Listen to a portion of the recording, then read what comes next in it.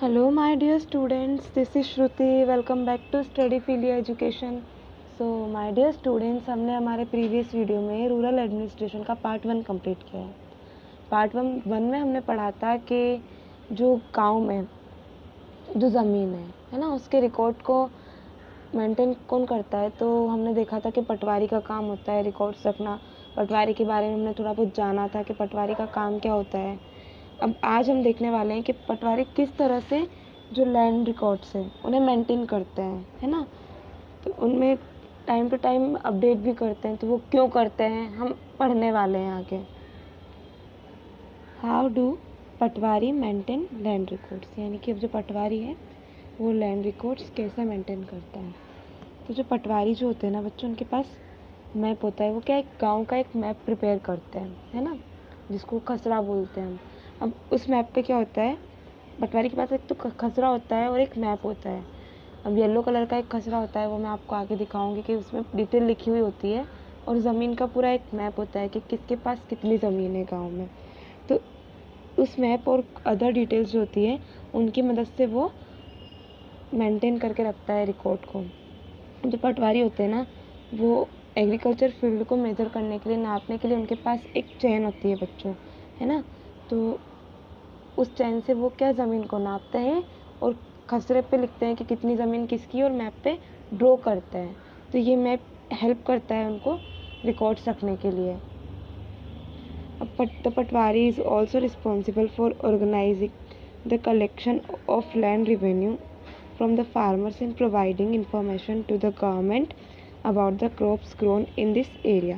अब पटवारी का काम क्या होता है बच्चों, जो ज़मीन है ना, उसकी जानकारी लेकर के गवर्नमेंट को देना कि कितनी ज़मीन किस किसान की है, और उसके अलावा कितनी ज़मीन पे कौन सी क्रॉप ग्रो की गई है किसानों द्वारा। मान लीजिए अब मैं किसान हूँ, है ना, तो मैंने मेरी ज़मीन पे क्या उगाया है, गेहूँ की फसल है, चावल की फसल है, बाजरा है ना। तो इसका जो रिकॉर्ड है ये पटवारी रखता है। सर्वे के पटवारी के बच्चों सर्वे करते हैं, है ना। सर्वे से लैंड जगह जगह पे जाकर के गांव में देखते हैं वो कि किसके पास कितनी ज़मीन है और ज़मीन में उसने क्या उगाया है। तो इसका रिकॉर्ड जो है पटवारी लेता है और गवर्नमेंट को देता है। तो अब बच्चों ये देखिए खसरा क्या होता है। खसरे में पटवारी लिख के रखते हैं कि किसके पास कितनी ज़मीन है और क्या उन्होंने वहाँ पे उगाया है, कौन सी क्रॉप वहाँ पे उगाई हुई है। तो ये बच्चों मैप पे ये खसरा है। अब हम देखते हैं कि जो एरिया है, अब हम देखेंगे कि मोहन और रघु का जो कॉन्फ्लिक्ट हुई है उन दोनों के बीच में, वो कैसे सॉल्व की गई है। तो अब हम देखेंगे कि जो पटवारी है, अब मोहन और रघु तो है, हम पटवारी का नाम रख देते हैं राम मदन, है ना। तो अब जो राम मदन है, मोहन रघु और पटवारी है राम मदन। अब जो राम मदन है ना, उसके पास क्या रिकॉर्ड है पूरा। अब देखते हैं हम कि मोहन की जो खेत का एरिया है वो 0.75 हेक्टर है। अब ये देखिए बच्चों मोहन का खेत, अब ये 0.575 हेक्टर उसका खेत है ना। तो अब क्या करेंगे, पटवारी जाकर के नापेंगे, देखेंगे वहाँ पे राम मदन जो है वो जाकर के देखेगा कि क्या सच में अभी भी ये इतना ही एरिया है मोहन के पास। तो फिर अगर एरिया कम लगता है, मान लीजिए 0.75 से एरिया उसका कम है, देखिए ये है मोहन का खेत और ये है रघु का खेत। अब ये है 0.75 हेक्टर, है ना। अब यहाँ पे रघु का जो खेत है वो 3 हेक्टर है। तो अब जब ये नापते हैं, देखते हैं, तो यहाँ पे अगर रघु का खेत, जो मोहन का जो खेत है उसका एरिया कम दिखता है। फिर बाद में ये देखेंगे कि रघु का खेत कितना है। तो रघु का खेत एरिया अगर ज़्यादा दिखता है तो यहाँ पे जो कॉन्फ्लिक्ट है ये सॉल्व हो जाएगा। मतलब सबको पता चल जाएगा कि जो रघु है उसने मोहन का खेत का एरिया लिया है, मतलब कि जो बंड जो है उसको थोड़ा सा आगे बढ़ाया है ना। तो इस तरह से पटवारी इन दोनों के बीच में कॉन्फ्लिक्ट दूर कर देगा। अब बच्चों क्या होता है कि बार बार इन लोगों को अपडेट करनी पड़ती है ना। जो मैप है, जो खसरा है, इसमें अपडेट करना पड़ता है पटवारी को। तो ऐसा क्यों करना पड़ता है, तो अब देखिए मैंने आपको बताया कि मान लीजिए मेरा खेत है। अब इस साल मैंने खेत में गेहूँ की खेती की है, अब अगली बार मैं मेरे खेत में चावल की खेती कर रही हूँ, है ना। तो क्या होगा बच्चों के, जैसे किसान चेंज करता जा रहा है, तो वैसे ही मान लीजिए कि अगर पटवारी अगर अपने डॉक्यूमेंट्स में चेंज ना करता है, खसरे में चेंज ना करता है ना, तो गवर्नमेंट के पास तो क्या वो पुराना रिकॉर्ड ही जाता रहेगा और इससे जो रिकॉर्ड्स है उनमें गड़बड़ी आ जाएगी। तो इसलिए पटवारी को टाइम टू टाइम सर्वे करते हैं और देखते हैं कि किस खेत में कौन सी फसल उगाई गई है। और इसके अलावा देखिए कि किसी खेत में वेल जो है, कुआं जो है, वो मान लीजिए कि ये जो गवर्नमेंट का जो खेत है इसमें पहले कुआं नहीं था, अब यहाँ पे कुआं है। रघु का जो खेत है इसमें कुआं नहीं था, यहाँ पे कुआं है ना।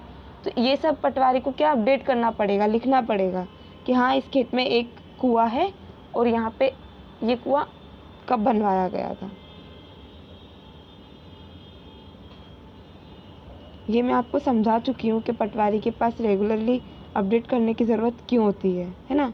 अब देखिए, senior people in this department supervise the patwaris work. अब क्या होता है बच्चों कि ये जो डिपार्टमेंट है ना, एग्रीकल्चर फील्ड का जो डिपार्टमेंट है, इसमें जो सीनियर ऑफिसर्स होते हैं है ना, सीनियर पीपल, वो अब पटवारी को सुपरवाइज करते हैं है ना। पटवारी का काम देखते हैं, देख रेख करते हैं कि पटवारी किस तरह से सही से काम कर रहे हैं कि नहीं। अब देखते हैं बच्चों, पटवारी जो होता है वो 2 या 3 गांव का एक पटवारी होता है ना। अब देखिए, सबसे पहले हम देखते हैं कि ये एक कंट्री है, कंट्री के अंदर स्टेट है और स्टेट के अंदर डिस्ट्रिक्ट है। अब हम कंट्री और स्टेट को छोड़ते हैं, हम डिस्ट्रिक्ट की बात करते हैं। ये एक डिस्ट्रिक्ट है। अब डिस्ट्रिक्ट का भी बच्चों ना 3-4 ब्लॉक्स में से डिवीज़न किया हुआ है ना, सब डिवीज़न किया हुआ है। तो अब इस सब डिवीज़न के जो लीडर होते हैं ना, जो सीनियर पीपल जो है वो तहसीलदार होते हैं, जो कि तहसील में बैठते हैं। तो ये ध्यान रखते हैं पटवारी के काम का, पटवारी को सुपरवाइज करते हैं तहसीलदार। अब तहसीलदार के ऊपर जो डिस्ट्रिक्ट लेवल पे होते हैं, ये डिस्ट्रिक्ट लेवल पे हमारे होते हैं डिस्ट्रिक्ट कलेक्टर, है ना। आपने सुना है सिविल सर्विसेज एग्ज़ाम्स के बारे में, यूपीएससी के बारे में। यूपीएससी देने के बाद कलेक्टर बनते हैं। तो ये जो डिस्ट्रिक्ट कलेक्टर होते हैं, इनका काम क्या होता है, ये बच्चों पूरे डिस्ट्रिक्ट के हेड होते हैं और इनके अंडर में सारे के सारे जो तहसीलदारों की ऑफिस है वो काम करते हैं। अब जो डिस्ट्रिक्ट कलेक्टर जो है वो तहसीलदार के ऊपर काम करते हैं और तहसीलदार के नीचे पटवारी होते हैं। अब देखते हैं तहसीलदार का काम क्या होता है, डिस्ट्रिक्ट कलेक्टर का काम क्या होता है। तो they have to hear disputes, they also supervise the work of the patwaris and ensure that record are properly kept and land revenue is collected. मतलब कि अब जो तहसीलदार है, इनका काम क्या होता है कि जो डिस्प्यूट्स हो रहे हैं उनको सुनना है ना, उनका सोल्यूशन निकालना। पटवारी का जो वर्क है उसकी देख रेख करना, पटवारी सही से काम कर रहे हैं कि नहीं, उसका रिकॉर्ड रखना है ना, और लैंड रेवेन्यू जो है उसको कलेक्ट करके रखना। They make sure that the farmer can easily obtain a copy of their record, students can obtain their caste certificate etcetera. अब इनका जो क्या काम होता है बच्चों कि फार्मर जो है, जो ज़मीन है, क्या एक रिकॉर्ड तो पटवारी के पास है, पर जिसकी ज़मीन है उसके पास भी रिकॉर्ड होना चाहिए ना उसकी ज़मीन का। तो इनका काम होता है कि ध्यान रखे कि फार्मर के पास उनकी ज़मीन के जो कागजात हैं उनकी एक कॉपी हो। The tehsildars officer is where land disputes are also heard. अब जो तहसीलदार ऑफिस जो होता है, जिसको हम तहसील बोलते हैं, ये गाँव में होती है। तो यहाँ पे क्या बच्चों, लैंड डिस्प्यूट्स जो होते हैं ना, ज़मीनों के बारे में जो भी डिस्प्यूट्स होते हैं वो यहाँ पे उनकी सुनवाई की जाती है ना। किसी ने किसी की ज़मीन हड़प ली, ये सारी जो प्रॉब्लम है ये तहसील ऑफिस में सॉल्व की जाती है। अब बच्चों ये तो हमने बात कर ली पटवारी के काम की, कि पटवारी किस तरह से लैंड रिकॉर्ड्स को मेंटेन करता है और पटवारी के ऊपर कौन होता है। पटवारी के ऊपर होते हैं तहसीलदार, तहसीलदार के ऊपर होते हैं हमारे डिस्ट्रिक्ट कलेक्टर, है ना। तो किस किस को कलेक्टर बनना है कमेंट बॉक्स में कमेंट करके बताइए मुझे। अब बच्चों क्या है, एक न्यू लॉ की बात करते हैं। लॉ का नाम है हिंदू सक्सेशन अमेंडमेंट एक्ट। अब ये जो एक्ट होते हैं ना, इनको कैसे पढ़ते हैं बच्चों, जो ये हिंदू सक्सेशन जो है ये एक एक्ट है। अमेंडमेंट का मतलब क्या होता है, ये एक लॉ है बच्चों। अमेंडमेंट का मतलब होता है संशोधन, यानी कि जो हिंदू सक्सेशन एक्ट है इसमें जो संशोधन किया गया है हम उसके बारे में पढ़ेंगे। और ये जो पीछे डेट लिखी हुई है, जो सन लिखा हुआ है यहाँ पे 2005, तो 2005 में यह हिंदू सक्सेशन एक्ट में अमेंडमेंट किया गया है। हम देखेंगे क्या है कि हमारी जो मेंटालिटी है वो क्या है कि बच्चों फार्मर्स जो होते हैं 2005 के पहले की अगर हम बात करते हैं, हिंदू फैमिलीज़ की बात करते हैं, जो फार्मर्स जो होते हैं वो कौन होते हैं, अधिकतर मैन होते हैं, है ना। कि जो फार्मर्स है खेती जो है वो कौन करेगा, आदमी करेंगे। Women are seen as people who work on the field but not as people who on agriculture land. मतलब कि क्या वुमेन्स जो होती है, औरतें जो होती है, वो काम तो करती है पर वो ज़मीन उनके नाम पे नहीं होती है ना। एज ए लेबर तो वो वर्क करती है पर ज़मीन उनके नाम पे, जैसे मान लीजिए कि फैमिली में मैं हूँ, मेरा भाई है, मेरे फादर है और मेरी मदर है। मेरे फादर की डेथ हो चुकी है, अब मेरे फादर की डेथ के बाद मेरी जो सारी फादर की प्रॉपर्टी है वो मेरे ब्रदर के नाम पे हो जाएगी, सारी की सारी ज़मीन। उसमें मेरी माँ का और मेरा कोई रोल नहीं है। तो ये चीज़ है ना बच्चों, ये ऐसा होता था। Till recently in some states Hindu women did not get a share in the family's agriculture land. अब ऐसा क्या है बच्चों कि उस समय पे क्या था कि जो हिंदू औरतें थी ना, उनको एग्रीकल्चर लैंड में शेयर नहीं दिया जाता था। मतलब कि ज़मीन की जब ऐसे होता है ना, डिवाइड करते हैं बच्चों में, तो उसमें लड़कियों का नाम इंक्लूड नहीं किया जाता था। After the death of the father his property was divided equally among the sons. मतलब कि क्या, पापा की डेथ के बाद क्या होता था कि जो ज़मीन है वो बेटों में डिवाइड कर दी जाती थी। अब क्या होता है बच्चों, जो ये लॉ है ना, इसको चेंज कर दिया गया है, इसमें अमेंडमेंट कर दिया गया है ना। In the new law sons, daughters and their mothers in Hindu families can get equal share in the land. अब जब लॉ में जब अमेंडमेंट किया गया है, जब नया लॉ आया है, तो क्या जो लड़के हैं, बेटे जो हैं और बेटी, और जो मदर है उनकी, यानी कि जिसकी डेथ हुई है उसकी वाइफ, इन तीनों में इक्वली लैंड जो है वो डिवाइड कर दिया जाएगा।